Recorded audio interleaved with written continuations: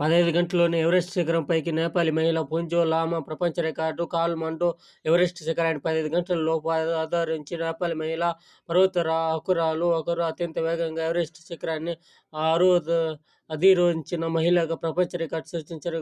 గుర్జా జిల్లాకు చెందిన పొంజో లామా బుధవారం మధ్యాహ్నం 3:52 గంటలకు బేస్ క్యాంప్ నుంచి పర్వతారోహణకు ప్రారంభించి గురువారం ఉదయం 6:23 గంటలకు 8,848 మీటర్ల శిఖరాగ్రాన్ని చేరుకుని అతి తక్కువ సమయంలో 14.31 గంటల్లో ఎవరెస్ట్ శిఖరాన్ని అధిరోహించిన మహిళగా ప్రపంచ రికార్డు సృష్టించింది. నేపాల్ పర్యాటక శాఖ వర్గాలు తెలిపాయి.